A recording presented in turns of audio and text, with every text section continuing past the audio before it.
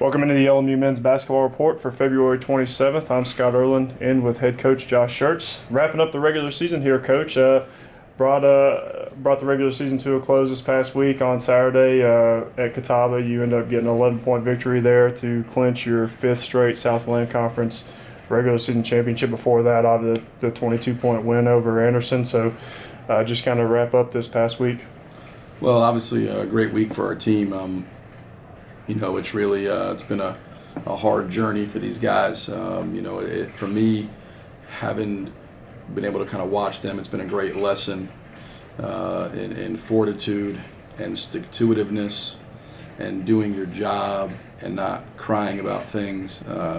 We've had so much in terms of obviously injuries and so many things off the court with these guys this year. It's been a wild year dealing with family issues and then obviously all the stuff in between the lines. And so it's really been a privilege for me to kind of be a part of it, to watch these guys every day, to watch a team that I thought was early in the season really talented and really soft, and evolve into not nearly as talented a team due to injury, but a team that is tough and hard-nosed and really shows great resilience. I think the last 4 Saturdays we've been down double figures and have rallied back to win. And so it's been very cool. It's been really a privilege to be a part of this group and watch individually and collectively their growth and their development as a team. Again, you'd love to have your entire group and be at full strength and all those things, but I think all the stuff we've gone through has really helped kind of bind us together, and has made us a tougher, grittier group. And again, it's really been a great lesson for me in watching them, and again watching their fortitude, their stick-to-itiveness, no one crying about things that they can't control, and like I said, not just stuff between the lines, but away from the court that people outside won't even know about, that these guys have gone through. It's been a brutally tough year, so it's been a very I'd say very satisfying journey to this point, to see it finish like that, to win a regular season title or a share of the regular season title, and to have to do it, win 14 straight games on the back end of the regular season, with everything that's been going on is a real testament to these guys and their toughness. Won the Catawba game, you go down, like you had said, it was the 4th straight Saturday game where you end up going down by as many as 10 points. You're down 11 midway through the first half. And then I believe it was a 28-4 run that ends up really turning the game on its head. And then from there, you kind of cruise to the finish line. And so what is it that's made this team, special and able when it's down, when its back's against the wall? What has changed kind of from the beginning of the season to now? Well, I think they've, early in the year, I think we had a mentality that, maybe we could outscore people. Maybe we could out-talent people. It wasn't a blue-collar type team, and whatever your talent level, whatever you're dealing with, I think if you don't have a blue-collar mentality, it's very difficult to be successful as a basketball team at this level where it's so competitive. I think as we lost games, as we got humbled, as we lost players, as the margin, our road narrowed in terms of our margin for error, I think guys have kind of understood, you got to play the entire 40, and that anything can happen. We've seen it. We've been now in these situations where we've been down and we've been getting, punched pretty good, and I think, the guys have understood, if you stay together and you keep fighting, that over a 40-minute game, really, anything can occur, whether it's, being down 23 to Newberry or being down, 10 to Queens with 6.5 to go, or what we were down, I guess, double figures to Wingate, etc. They've been in these situations, and it doesn't mean it's going to turn out the way we want every single time, but they understand that if they stay together and they keep fighting, that it gives them a chance. And I think that's where we've had the most growth as a team, is in that grit, in that fiber and that resilience, and that's what's really kind of carried the day for us. And early in the year, when we were in those type of situations, we didn't respond the same way. When we were in Evansville, after we beat Kentucky Wesleyan, I think we certainly had an air about ourselves that was completely off base, and Huntsville brought us down, and then Carson Newman came and took care of us. And at that point, we were 3-2 and didn't look promising. And even leaving the break, losing to Newberry and going to the break with 3 losses. And I think guys came back a little more humble. And then, like I said, that was the last time, December 17th, that we had our team together. So since then, it's just been trying to navigate injuries. And certainly, I think we came back from the break understanding that, hey, if we didn't fix some things internally, then we had no chance to have a successful season. Well, and then now you did turn that corner and you go and reel off that long winning streak. Now you got 5 straight Southland Conference championships, and you said after the game at Catawba that this is a huge accomplishment, something that you should celebrate. How long did you allow yourself and the team to kind of enjoy this before now you turn the page to Wednesday and the postseason is here? Well, I think we enjoyed it in the locker room. We enjoyed it on the bus ride back, and I'm sure the players enjoyed it yesterday. Yesterday for me was about flipping the page to Tusculum. I think it's always the time to rest and reflect is when it's all over. When the season is complete, there's plenty of time to sit back and be like, man, that was fun, or there's time that's appropriate to reflect. But when you're in the middle of it, it's very hard to kind of detach yourself. And it's like when you look back, I think you and I have discussed this, and I think Matt and Cam and some of the administrators, like when we went to Frisco last year, it was a blur, and you didn't really enjoy it when you were out there, but when you think back on it, it was a great experience because time gives perspective, and you have a chance to kind of decompress and look at it and be like, wow, that was a blast. I think it's the same with this group. Like it will be incredibly satisfying to go back. I think last year was the most, every championship team, every championship is special, and you can never compare because they're all so different. But last year was probably the most fun I had coaching because the team was so good and the personalities were so much fun to be around. So it was as much fun as you could possibly have coaching a group. And this year would probably be as satisfying a journey as I've ever been a part of because of everything that this group has encountered and endured and overcome to put themselves in this position. So I think when you look at it, it's just been a great ride. I think there'll be a time when this is all over to kind of look back and be like, man, that was something else. And again, I think as coaches, not just the players, but we all try to get better through these experiences. Being around these kind of players and these kind of teams, it makes you a better person because again, they've shown me, how much. That I'm just so inspired by their grit and their fortitude and their fiber and their toughness and again they've not once all year cried about, oh well, woe was me, this was so unfair, whatever. If they have, it's never showed itself on the court. They just kind of come to work and done their stuff. And you look at the game against Catawba and leaving that game, obviously we have Dorian's situation. Trayvon leaves on crutches, knee-to-knee contact. Scoot's got a huge, knot in his head from fall he took in the first half, and Emmanuel landing on him.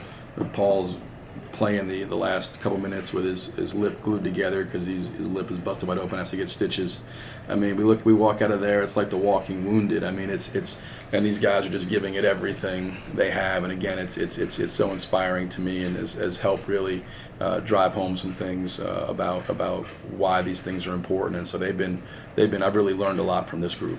Well, and you'll be the number 1 seed for the Southland Conference Championship that begins on Wednesday, and a familiar foe for us, the quarterfinals here on Wednesday night at 8 p.m. against Tusculum, who this will be the 4th time in the past 6 seasons that we've played them in the quarterfinals of the SAC Championship. So you swept the regular season series from them, but we also know that they've been a team, and we talked about this in 2 different reports. At times has their offense has given us some trouble, and they've played us close on several occasions the last few years. So talk about the Pioneers. Yeah, it's a dangerous first round opponent. I mean, they're coming off a game against Mars Hill where they broke the SAC record. They made 22 3-pointers against Mars Hill. They're so explosive offensively. They've got one of the elite guards in the league in Kendall Patterson. They've got a great anchor inside and Chase Mounds. They've got, Corey Fagan's a tremendous shooter. Baylor can get going offensively. Zach Davis is an ultimate glue guy, and they got a lot of shooting coming off the bench, guys that can step in and really knock it down. So they present a myriad of challenges. You have to be really, really sound defensively. You have to certainly defend the three-point line at a high level, and even that sometimes not enough because they got guys that can go off the dribble. And Mounts is, both games against us has absolutely wore us out. Inside, outside, he's hit jumpers. He's a guy that probably is underrated relative to how good he really is, how skilled he really is, and to be 6'10". So it's a difficult matchup. Mike does a really good job. He has over many years. He's a coach that is one of the not only a really good basketball coach. He's a guy that's a great human being. Runs a great program over there at Tusculum. So we'll have our work cut out. We'll have to play really well. We have to get healthy as we can be coming off the Catawba game. We got a lot of variables there that will Donnie is certainly our athletic trainer. Has certainly earned his money this year. He's been the MVP of this team in terms of keeping guys together and trying to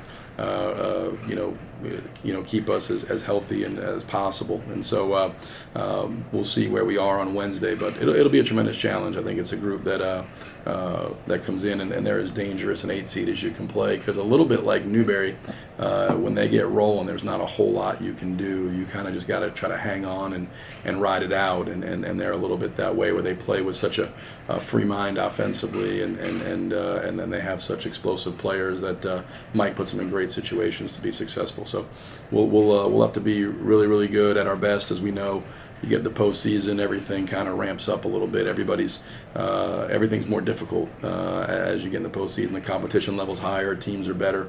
The line that you got to reach to be successful moves up, and we're going to have to perform better than we have here even over the last month to have a chance to be successful.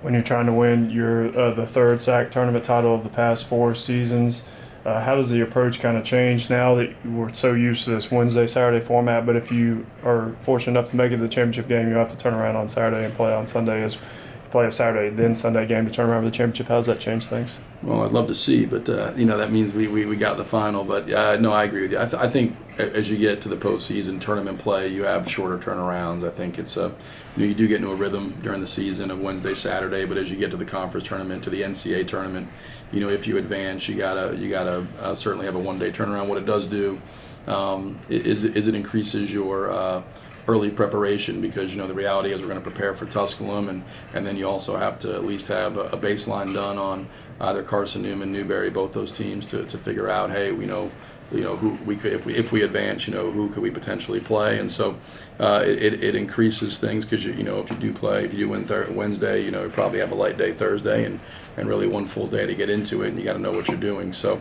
I think it increases probably from a coach's standpoint, preparation time. We won't discuss Carson Newman or Newberry with our guys unless we're successful Wednesday night and we reconvene Thursday. But as a staff, we certainly have to be prepared if we do advance for that, and certainly have an idea of the opponent. When you get in these scenarios like we're in, you're playing people for the third time, so you have a pretty good idea of personnel and what they do, and they have a pretty good idea of personnel and what you do.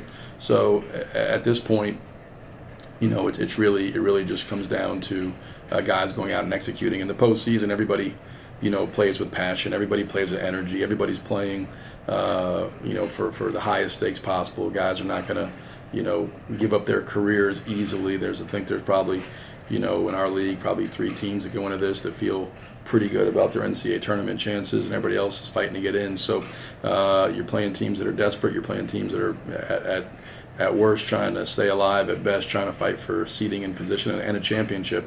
And so everybody's going to be giving their best. So it comes down to execution. When you have teams, everybody's at their full capacity mentally. So we'll see. As always, as you get to this stage, it's that way all year. But look, players carry coaches. And particularly here, the players have are the ones that do the work. And as you get the postseason and people know your tendencies and take it away, it becomes even more important for those guys, because they have to improvise and make plays. And it's always been a player's game. And again, they'll have to step up and play well. And we have a lot of guys that have experienced postseason. We got some guys that is brand new too. So we should see how we respond.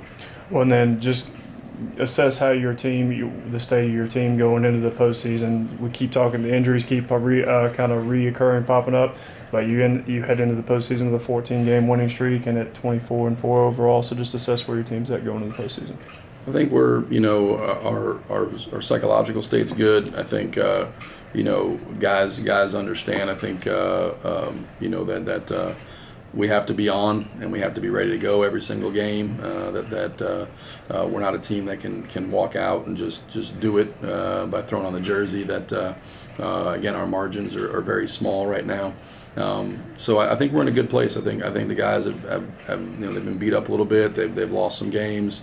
They certainly finished the season strong. We've played really the last month with a lot of pressure on us to try to. We had really no margin for error as it related to the regular season and trying to compete for a title, compete for an NCAA, a large berth, all those things. When you go into a season, I think from a regular season standpoint, we checked every box you could check. And now as you get the postseason, you reset your goals. There's only one goal, for us, and I think probably the same for Queens as you get to the conference tournament, and that would be to win the conference tournament and to try to get the number one seed in the region. And so that's the only goal we have going to the tournament. We know we're in the NCAA. We believe, obviously, in the NCAA tournament, regardless of what happens in the postseason. So in that sense, you're playing with house money, but in the other sense, there's still a lot at stake because you want to try to give yourself the best chance to win the region, and the best chance for any team is to host it. So there'll still be high stakes games, but I think our guys are aware of everything. They understand what's going on. Obviously, as always, the key is who's going to be available to us on Wednesday. Donnie's got to work his magic and get some of these guys healthy, and then we'll roll it out there Wednesday and see what we look like. But hopefully we'll play well. But again, I think from a psychological standpoint, guys are in a good place and they understand the task ahead. This SAC tournament, to me, because of how strong the league is, will be really a great indicator, kind of a great trial run for what it's going to be like the following week when it's the NCAA tournament.